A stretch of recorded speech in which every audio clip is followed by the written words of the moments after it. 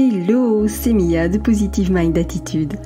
Après un parcours de plus de 4 ans et demi avant de connaître enfin les joies de la maternité, j'ai décidé d'associer mes compétences professionnelles de thérapeute à mon vécu personnel lié à l'infertilité et la PMA pour accompagner les femmes en désir d'enfant et leur permettre de reprendre le plein pouvoir sur leur fertilité. Si tu veux agir pour ne plus subir, tu es au bon endroit. Que tu sois suivi médicalement ou non, mes conseils te permettront d'avoir un autre regard sur ton parcours et d'adopter une approche globale pour mettre toutes les chances de ton côté. Ensemble, brisons le tabou de l'infertilité. Si tu connais une femme qui est concernée par le sujet, je t'invite à lui partager cet épisode. Maintenant, installe-toi confortablement et c'est parti pour l'épisode du jour. Le lien entre les 4 profils d'infertilité. Récemment, j'ai organisé une masterclass avec les femmes que j'accompagne et je me suis dit que tu aimerais bien en avoir un petit aperçu. Parce que vraiment, comprendre ça peut faire toute la différence dans ton parcours. Tu vas comprendre à quel point tout est lié et à quel point il est plus que crucial d'adopter une approche qui est globale. C'est ce que les femmes qui suivent mon accompagnement font, et étant donné que je cherche constamment à faire en sorte de faciliter leur compréhension et leur passage à l'action, elles vont tout bientôt bénéficier d'une mise à jour hyper importante avec des fiches synthèses pour chaque profil d'infertilité, et bien sûr, j'y inclus aussi une fiche pour ces messieurs. Il n'y a pas de raison parce que, en principe, sauf exception, un bébé, ça se fait à 2. D'accord ? Donc, l'objectif, c'est vraiment de faire des liens entre tout ça et je pars du principe que plus on comprend la pathologie, plus on comprend la mécanique qu'il y a derrière, plus on peut facilement prendre des actions qui sont ciblées. Alors, avant de découvrir ce lien, on va parcourir ensemble les 4 profils qui existent en matière d'infertilité. Le premier profil qui existe, c'est le profil de l'endométriose et ou adénomiose. Alors, l'endométriose, c'est quoi ? Ce sont des cellules qui sont similaires à celles de l'endomètre et qui se développent ailleurs que dans l'utérus. Tu vois ? Donc l'idée, c'est que ces cellules se développent un peu partout. Et quand elles se développent ailleurs en tout cas uniquement dans le muscle utérin, alors on va parler d'adénomiose. C'est un petit peu la petite sœur de l'endométriose. La difficulté avec l'endométriose, c'est qu'elle peut freiner une grossesse parce que selon l'emplacement des cellules qui ont migré, ça peut bloquer les trompes, ça peut perturber l'implantation dans l'utérus, voire même ça peut avoir un impact aussi sur la qualité des ovocytes qui, de par l'endométriose, ne vont pas se développer correctement, tu vois. Donc ça, c'est le profil de l'endométriose et de sa petite sœur, l'adénomiose. Ensuite, ce qu'on a comme profil d'infertilité, c'est le syndrome des ovaires polykystiques. Ça, c'est une pathologie du système endocrinien. Alors, le SOPK, c'est quoi ? Ça se caractérise par un déséquilibre de la glande hypophyse et de l'axe hypothalamo-hypophysaire ovarien, à tes souhaits, parce que ça va entraîner, entre autres, une anomalie de sécrétion de l'hormone lutéinisante, donc la LH, et c'est ce qui fait que, pour faire simple, quand on est atteinte du SOPK, on va avoir beaucoup de follicules, mais de moins bonne qualité. Alors, le nom qui a été choisi peut porter à confusion, parce que quand on parle d'ovaires polykystiques, on a l'impression que ce sont des kystes qui sont sur les ovaires, mais en réalité, c'est pas du tout ça, d'accord ? Ça n'a rien à voir avec des kystes. En réalité, c'est qu'il y a énormément de follicules, mais malheureusement, ils sont souvent de moins bonne qualité. Donc ça, c'est pour le syndrome des ovaires polykystiques. Le troisième profil, c'est ce qu'on appelle l'insuffisance ovarienne. Alors, pour faire simple, l'insuffisance ovarienne, en gros, on pourrait dire que c'est une fatigue ovarienne. Elle correspond à un vieillissement accéléré, si tu veux. Il y a 2 types d'insuffisance ovarienne. Il y a ce qu'on appelle l'insuffisance ovarienne qui est précoce ou prématurée. Et ça, c'est quand on la diagnostique avant l'âge de 40 ans. Et puis, il y a l'insuffisance ovarienne physiologique qui est approximativement à partir de 40 ans environ, parce que clairement, même si j'aimerais te dire le contraire, force est de constater qu'il y a quand même un ralentissement de la production hormonale au niveau ovarien qui est lié tout simplement au vieillissement finalement, tout simplement, des hormones sexuelles. D'accord ? Donc ça, c'est pour l'insuffisance ovarienne. je te rassure, c'est pas parce que on a moins d'ovocytes que forcément il n'y a plus du tout de possibilité de grossesse. Ça n'a absolument rien à voir, d'accord ? On aura l'occasion de reparler de l'AMH, mais vraiment une AMH faible, donc l'hormone antimullérienne qui est utilisée pour mesurer ce qu'on appelle l'état de la réserve ovarienne en réalité. C'est un indicateur qui te permet de mesurer ton potentiel de réponse à une stimulation. Et donc plus le taux est faible et plus tu auras une faible réponse ovarienne aux traitements qui seront proposés en PMA. Mais ça ne veut absolument pas dire pour autant que c'est un indicateur de ton potentiel de grossesse. Ça n'a absolument rien à voir, d'accord ? Ça c'est important. La quatrième forme d'infertilité, le quatrième profil d'infertilité féminine bien sûr, eh bien c'est l'infertilité qu'on a cataloguée comme inexpliquée. C'est un mot que j'aime pas trop parce que pour moi c'est facile de dire inexpliqué et si on n'a pas cherché au bon endroit, c'est quand même assez facile. Donc je préfère parler de bilan muet parce que ça montre que ce qu'on a cherché n'a rien révélé, mais c'est pas pour autant que ce n'est pas expliqué. À titre personnel, j'ai quand même été mise dans cette case-là pendant plus de 4 ans alors que j'avais quand même un syndrome d'ovaire polykystique qui avait été diagnostiqué. Mais pour eux c'était pas suffisant et donc on me mettait dans la catégorie des infertilités inexpliquées pour au final me découvrir de l'endométriose après la naissance de mon fils. Donc tu vois que l'infertilité inexpliquée au final elle n'était pas si inexpliquée que ça, hein, mais bon voilà. Donc le profil de l'infertilité inexpliquée, encore une fois, c'est un petit peu à part parce que pour moi c'est juste qu'on n'a pas cherché là où il fallait. Encore une fois, la fertilité de façon générale, ça ne se résume pas qu'à un utérus, des trompes et un spermatozoïde. Il peut se passer plein de choses ailleurs qui sont bien plus éloignées que l'utérus et qui pourtant peuvent considérablement impacter la fertilité. Donc voilà, au vu des examens traditionnels qui sont faits, je considère que c'est quand même assez facile de dire que c'est inexpliqué, alors qu'en fait, on n'a pas cherché là où il fallait. Mais quel est le point commun, finalement, entre ces 4 formes d'infertilité féminine ? Donc, c'est-à-dire l'endométriose et adénomiose, le syndrome des ovaires polykystiques, l'insuffisance ovarienne, et on peut même mettre l'infertilité inexpliquée dedans. Eh bien, le point commun de tout ça, ça n'est ni plus ni moins qu'un déséquilibre hormonal. Et en fait, ce qu'il faut lire derrière ce mot déséquilibre hormonal, c'est que très souvent, il y a un contexte inflammatoire et qu'il y a une immunité qui est perturbée derrière tout ça.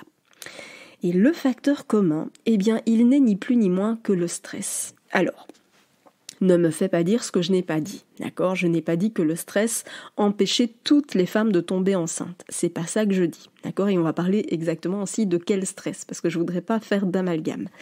Donc il faut bien écouter la suite pour pouvoir en tirer des conclusions, d'accord ?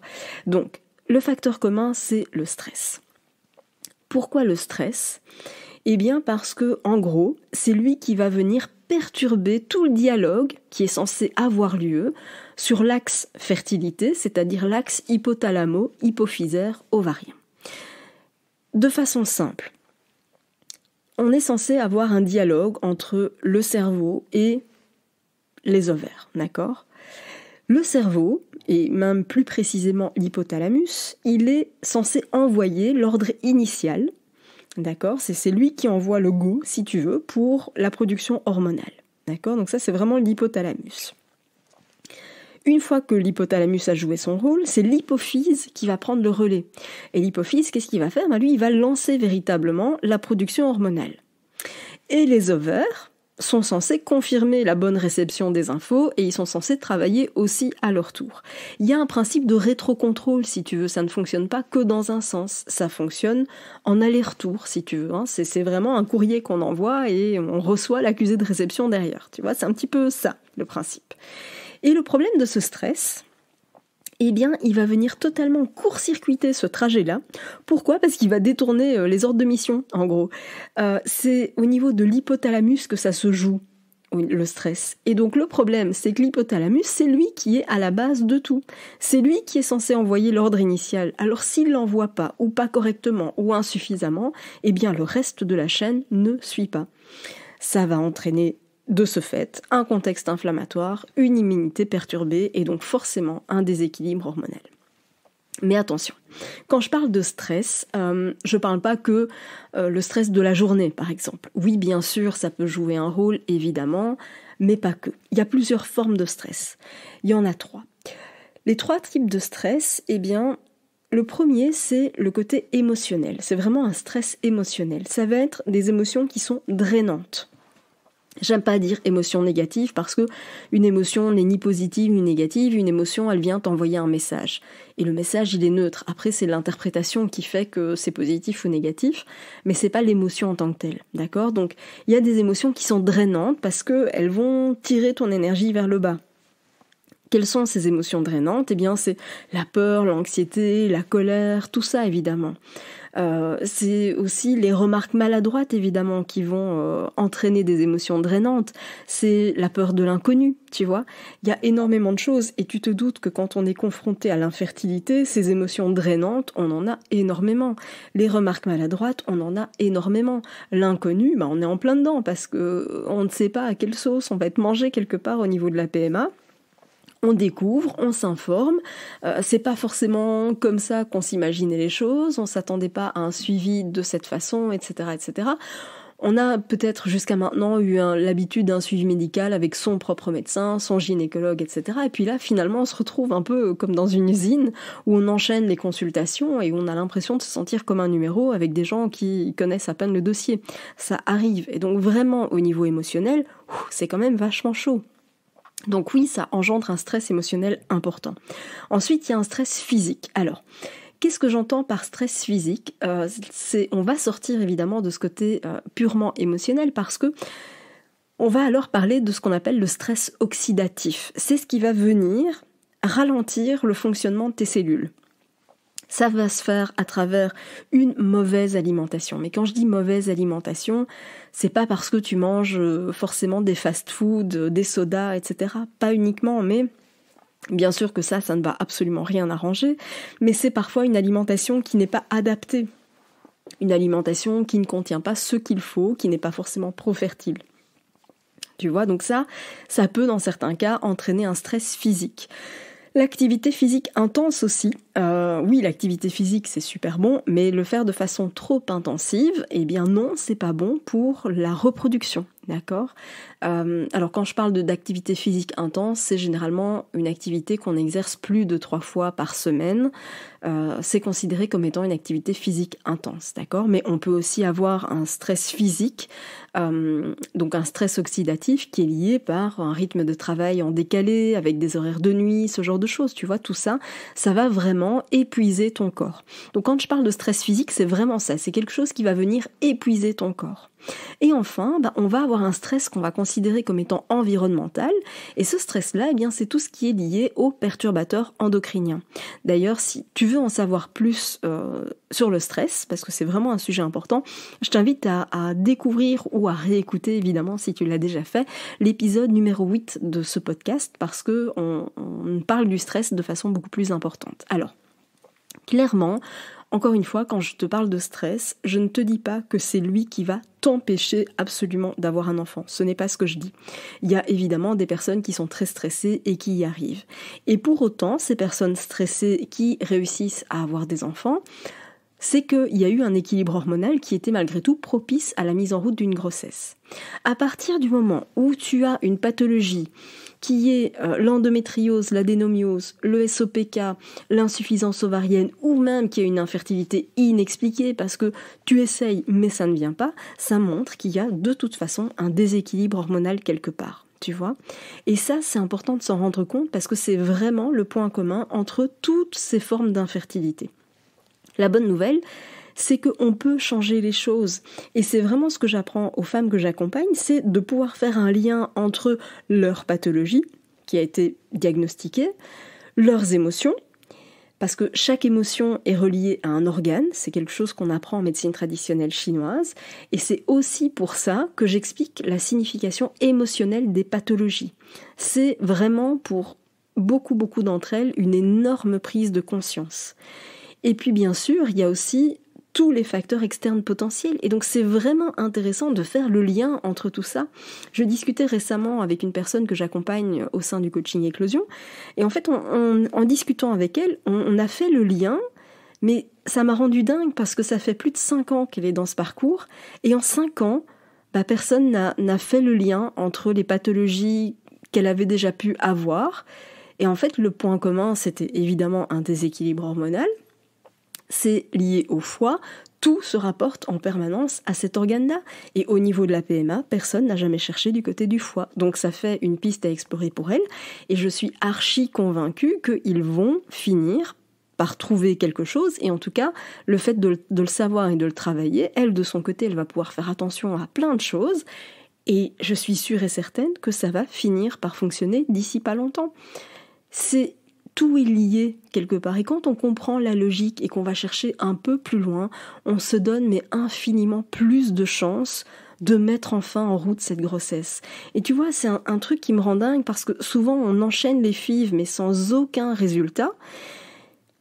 Et parfois même pendant de nombreuses années. Et ça me rend dingue parce que ça me fait penser, tu sais, aux femmes qui ont réussi à être enceintes pendant leurs vacances.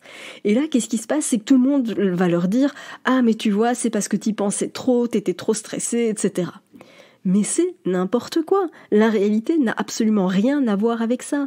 La réalité, c'est juste que les planètes se sont alignées. Qu'est-ce que je veux dire par là? C'est que, en gros, pour ces personnes-là, tous les facteurs se sont réunis pour elles, à ce moment-là, pour que leur équilibre hormonal soit favorable à la mise en route d'une grossesse. Mais ça n'a rien à voir avec les vacances.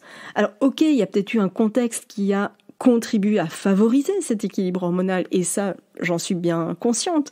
Le fait d'être effectivement peut-être moins stressé, de peut-être manger mieux, voilà, oui, il y a eu un alignement de planètes, mais ça n'a rien à voir avec le fait de partir en vacances. Mais perso, je suis partie plein de fois en vacances, et je suis jamais revenue enceinte de mes vacances. Hein.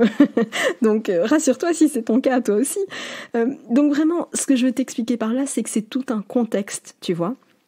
Et ce qu'il faut savoir, c'est que pour ces personnes, pour ces femmes qui, malgré le fait qu'elles étaient en PMA, elles ont fait une pause, elles sont parties en vacances et bingo, ça marche, c'est fantastique évidemment, mais il faut garder en tête que c'est tout un contexte. Ça veut dire que la PMA a été mise en pause, l'alimentation était différente, il y avait moins de facteurs de stress, on a peut-être fait plus de sport, etc., etc., tu vois ? C'est pas juste les vacances. Il faut garder en tête que quand on est en PMA, on est vraiment hyper stimulé au niveau des œstrogènes, d'accord ? Et donc, quand on arrête, forcément, les œstrogènes retrouvent un taux normal. Et donc, la progestérone naturelle s'améliore aussi. Et ça, c'est important parce que oui, en PMA, on va prescrire de la progestérone, évidemment, mais elle ne sera jamais aussi efficace que celle qui est produite naturellement par l'organisme, tu vois. Et donc, forcément, dans ce contexte-là, il y a eu moins de stress hormonal et donc forcément un meilleur équilibre hormonal. Il y a eu un meilleur dialogue entre le cerveau et finalement les ovaires, d'accord ? Donc c'est vraiment la communication sur l'axe hypothalamo-hypophysaire-ovarien qui a été optimale, qui a fonctionné et qui fait que ça a marché pour elle, d'accord ? Et c'est ça que j'apprends aux femmes que j'accompagne parce que l'idée, c'est de permettre d'optimiser cette communication. Toi aussi, tu peux très bien apprendre à le faire dès aujourd'hui en rejoignant le programme d'accompagnement dont le lien se trouve dans la description de cet épisode. Merci d'avoir écouté cet épisode jusqu'au bout. Si tu veux aller plus loin et bénéficier de plus de conseils, télécharge maintenant mon guide offert sur positivemindattitude.fr. Pour encourager ce podcast, merci de mettre une note et ou un commentaire sur ta plateforme d'écoute. Je te dis à très vite pour un prochain épisode.